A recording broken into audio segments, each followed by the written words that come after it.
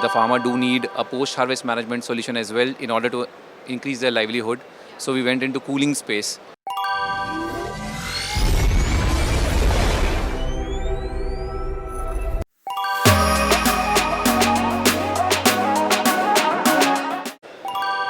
We are with Mr. Prateek Singhal. He is the founder and COO of Ecozen. Thank you so much for joining us. It's my pleasure.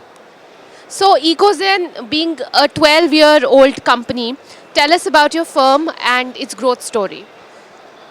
So we started Ecozen in 2010, while I, along with my other co-founders, were in IIT Kharagpur in the college itself. The major intention was that we wanted to bring products which can work on the sustainability, and energy was one sector which we were very excited about. Over the period of last 1 decade, we have evolved. Okay, we started off working with technologies which can enable the motors. So we made controllers for energizing solar pumps for the farmers. Then we realized that only providing an irrigation solution was not making sense. The farmer do need a post-harvest management solution as well in order to increase their livelihood. So we went into cooling space. So with the same technological stack which we had of electronics, we started running the compressors. Now the challenge came to the company was that how do you store the energy? So we didn't go with the normal way of storing the energy by the using a LMLA or a tubular gel battery that time available. So we came up with a new innovation that was a ice banking technology, which is a ice core technology. We are storing in ice, which is more sustainable. We are not using any chemical and helping the farmers to produce, preserve their produce. Then we realized that all the systems are in rural areas, so it's very important that they should be connected, right? And we should have some sort of a predictive analytics modules to understand this, that motor load applications are getting failed, so we should have some alarms beforehand so that the serviceability becomes an issue. So the IoT came into picture.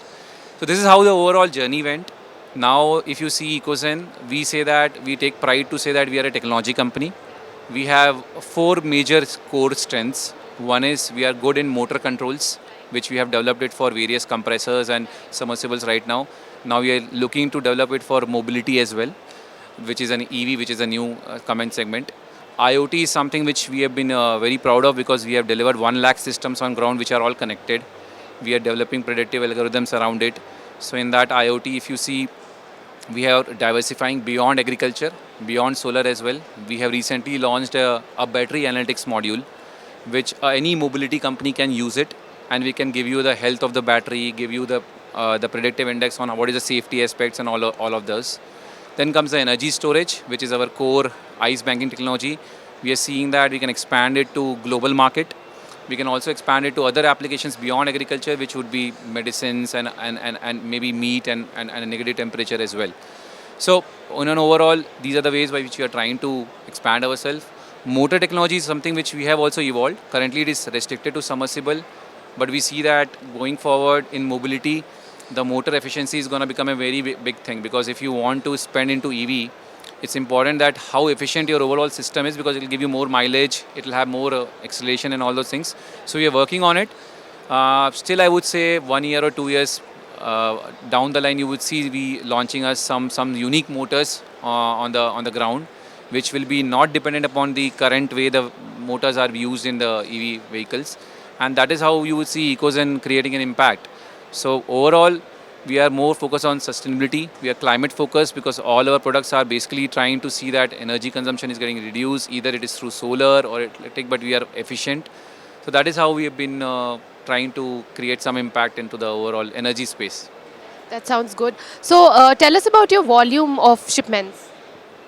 So, last year we did a top line of 120 crores.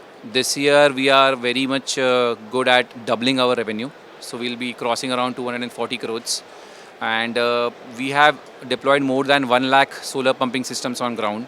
More than 500 plus solar cold storages are there. All of them are connected. So you could say that 1 lakh plus IoT devices are also being actively working on the ground. So that's the volume we are in right now.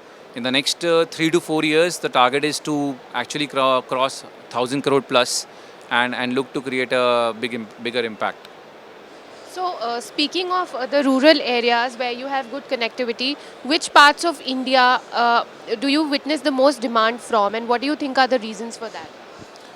See, so So different products have different acceptability, I would say. In case of solar cold storage, what we observed was that the southern market was the first one to accept us. So Karnataka, Andhra Pradesh, and these were the areas which were accepting us first because of the reason that we felt that the farmers were a little bit more progressive out there. Secondly, Maharashtra did respond to us good.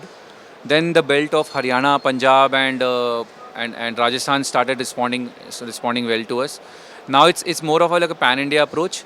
And in case of solar pumps, the central India was the one where we focused first because we are based out of Pune. We have working office in Chhattisgarh. Now we have partners all across the country, and we are just, looking to go pan India. So that's the way it is. So southern for the certain products, Haryana, Punjab, Rajasthan making sense for others, and central India for the some specific ones which I talked about. Yeah. Thank you so much for your time. Thank you.